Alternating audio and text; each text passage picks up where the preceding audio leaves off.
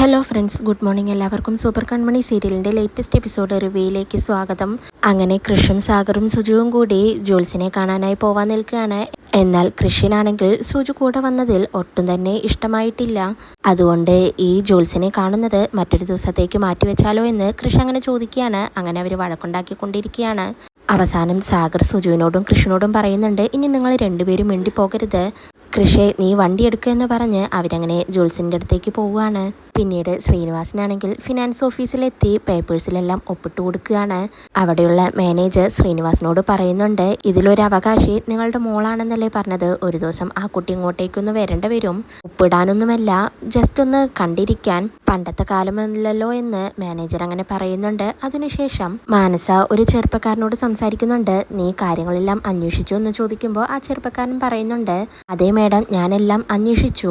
ലിയേക്കാൾ മികച്ചൊരു design factory, അതാണ് കൃഷിന്റെ ഉദ്ദേശം. കാര്യങ്ങളെല്ലാം റെഡി ആയിട്ടുണ്ട്. മിക്കവാറും 2-3 ദിവസത്തിനുള്ളിൽ ആ ഫാക്ടറിയുടെ ഉദ്ഘാടനം ഉണ്ടാവും. അതാണ് അവരുടെ പ്ലാൻ. ഇതൊരു സർപ്രൈസ് ആയിട്ടാണ് അവരുദ്ദേശിച്ചിരിക്കുന്നതെന്ന് ആ ചെറുപ്പക്കാരൻ അങ്ങനെ പറയുന്നുണ്ട്. മനസ്സിയപ്പോൾ ചോദിക്കുന്നുണ്ട്, ഇതിന് പിന്നിൽ ആരെങ്കിലും ഉണ്ടോ, എന്താണ് അവരുടെ സോഴ്സ് എന്നൊക്കെ അങ്ങനെ ചോദിക്കുമ്പോൾ ആ ചെറുപ്പക്കാരൻ പറയുന്നുണ്ട്, ഇതിന് പിന്നിലെല്ലാം കൃഷിന്റെ ഒരു ഫ്രണ്ടാണ് രാഹുൽ. അവനാണ് ഫണ്ട് ഇറക്കുന്നത്. അവരൊരുമിച്ച് പഠിച്ചതാണ്. ചെറിയ കക്ഷിയൊന്നുമല്ല. നമ്മൾക്ക് പിടിച്ചു നിൽക്കാൻ കുറച്ച് ബുദ്ധിമുട്ടാണ്. പണത്തിനൊരു കുറവുമില്ല. ഒരു കാര്യം തീരുമാനിച്ചാൽ അത് ഉറപ്പിച്ചതാണ്. അയാളെ അത്ര പെട്ടെന്നൊന്നും നമുക്ക് തടയാനാവുമെന്ന് ആ ചെറുപ്പക്കാരൻ പറയുന്നുണ്ട്. മാനസപ്പ പറയാണ്, അലികയേക്കാൾ മികച്ച മറ്റൊരു കമ്പനി അവർ തുടങ്ങുന്നത് ഞങ്ങൾക്ക് ക്ഷീണമാണ്. അതുകൊണ്ട് അത് എങ്ങനെയും തടഞ്ഞേ പറ്റൂ. രാഹുലിന്റെ മറ്റ് എന്തെങ്കിലും ഡീറ്റെയിൽസ് കിട്ടിയിട്ടുണ്ടോ എന്ന് ചോദിക്കുമ്പോൾ മാനസിയോട് ആ ചെറുപ്പക്കാരൻ പറയുന്നുണ്ട്, മേഡം, രാഹുലിന്റെ ഫോട്ടോ ഞാൻ മേഡത്തിന് വാട്സപ്പ് ചെയ്തിട്ടുണ്ടെന്ന് പറയാണ്. അങ്ങനെ രാഹുലിന്റെ ഫോട്ടോ മാനസ എടുത്ത് നോക്കുകയാണ്. ഇവൻ്റെ കംപ്ലീറ്റ് ഡീറ്റെയിൽസും എനിക്ക് കിട്ടണമെന്ന് മാനസ് അങ്ങനെ പറയുമ്പോൾ രാഹുൽ പറയുന്നുണ്ട്, അത് ഓൾറെഡി ഞാൻ എടുത്തിട്ടുണ്ട് മേഡം. എന്നാൽ ചെറുപ്പക്കാരൻ പറയാണ്. മാനസപ്പ വീണ്ടും പറയുന്നുണ്ട്, ബാക്കി കാര്യം ഞാൻ ഏറ്റോളാം. ഒരു സമ്മർദ്ദത്തിനും വഴങ്ങാത്ത ആളാണ് രാഹുലെങ്കിൽ അയാൾ എങ്ങനെയാണ് കീഴടക്കേണ്ടതെന്നൊക്കെ എനിക്കറിയാം. കൃഷിനെ ബാക്കപ്പ് ചെയ്യാൻ ഇനി രാഹുൽ ഉണ്ടാവില്ല. മാനസയാണ് ഈ പറയുന്നത്. ഇകയ്ക്ക് മേലെ ഇനി ഒരു കമ്പനിയും ഉണ്ടാവില്ല. കൃഷിന്റെ സ്വപ്നങ്ങളെല്ലാം ഇനി സ്വപ്നങ്ങൾ മാത്രമായിരിക്കും. പകരം ഇനി സ്വപ്നങ്ങൾ കെട്ടിപ്പടുക്കാൻ പോകുന്നത് ഈ മാനസയാണ്. നമുക്കിനി എന്തായാലും വൈകിട്ട് കാണാമെന്ന് മാനസ ആ ചെറുപ്പക്കാരനോട് പറയുന്നുണ്ട്. അങ്ങനെ ആ ചെറുപ്പക്കാരൻ അവിടെ നിന്നും പോവുകയാണ്. വീണ്ടും മാനസ രാഹുലിന്റെ ഫോട്ടോ എടുത്തു നോക്കിക്കൊണ്ട് പറയുന്നുണ്ട്, രാഹുൽ, നീ വളരെ ഹാൻസം ആണെന്ന്. പിന്നീട് മാനസ വരുണിനെ വിളിച്ച് ഇപ്പൊ തന്നെ വീട്ടിൽ നിന്ന് ഇറങ്ങാനായി പറയാണ്. വരുൺ അപ്പോൾ ആ ശരി, ഞാൻ എത്രയും വേഗം തന്നെ ഇറങ്ങാമെന്ന് പറഞ്ഞ് വരുൺ അങ്ങനെ വരുണിന്റെ കൂട്ടുകാരെയും വിളിച്ചുകൊണ്ട് പോവുകയാണ്. വരുണും കൂട്ടരും കൂടി എത്തുന്നത് ശ്രീനിവാസൻ പോയ ഫിനാൻസ് ഓഫീസിലേക്കാണ്.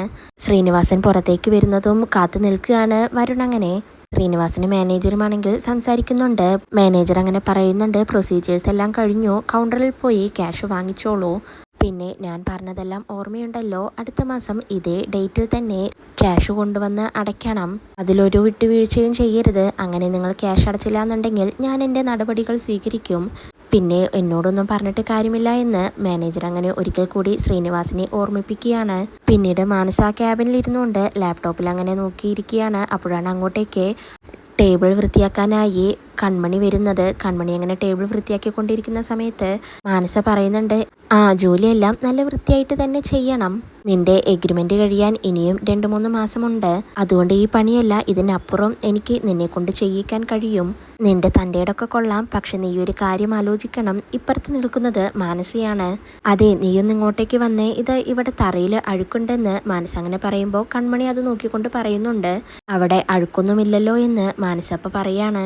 നീ പറഞ്ഞതനുസരിച്ചാൽ മതി, വന്ന് തുടക്കിയെന്ന് പറയുമ്പോൾ കൺമണി ഇരുന്നുകൊണ്ട് മാനസയുടെ കൽച്ചോട്ടയിൽ തറയിൽ അങ്ങനെ തുടക്കിയാണ്. മാനസ അത് കണ്ടുകൊണ്ട് കൺമണിയോട് പറയുന്നുണ്ട്, ഇതാ ഇത്രയുള്ളൂ നീ എൻ്റെ കാൽച്ചുവട്ടിൽ, അത് നീ ഇടയ്ക്കൊക്കെ ഒന്ന് ആലോചിക്കുന്നത് നല്ലതാണ് എന്നങ്ങനെ മാനസ പറയുമ്പോൾ കൺമണി ദേഷ്യത്തോടെ അവിടെ അങ്ങനെ തുടക്കിയാണ്.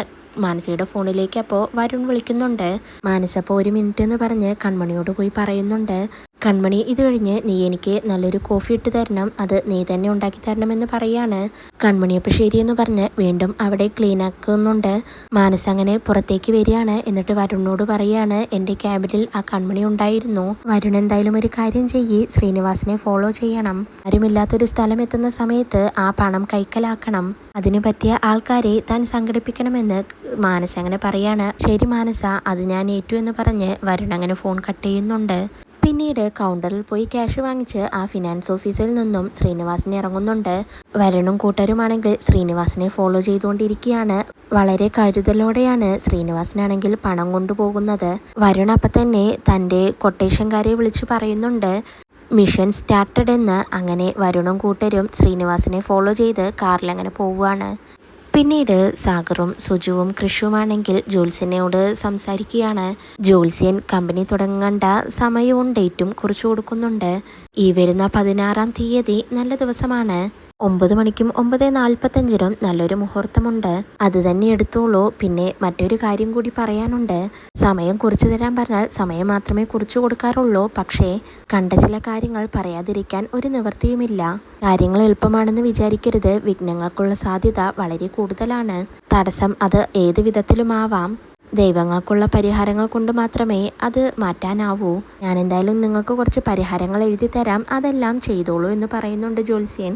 പിന്നീട് ശ്രീനിവാസൻ അങ്ങനെ ആരുമില്ലാത്തൊരു വഴിയിലൂടെ പണവും കൊണ്ട് അങ്ങനെ പോവുകയാണ്. പെട്ടെന്ന് 2 കൊട്ടേഷൻകാര് ബൈക്കിൽ വന്ന് വഴി ചോദിക്കുന്നുണ്ട്. ശ്രീനിവാസൻ അങ്ങനെ അവർക്ക് വഴി പറഞ്ഞു കൊടുക്കുന്ന സമയത്ത് അതിലൊരു ഗുണ്ട ശ്രീനിവാസന്റെ പണമുള്ള ബാഗ് തട്ടിപ്പറിക്കാൻ നോക്കുകയാണ്. എന്നാൽ ശ്രീനിവാസൻ അത് വിട്ടുകൊടുക്കുന്നില്ല.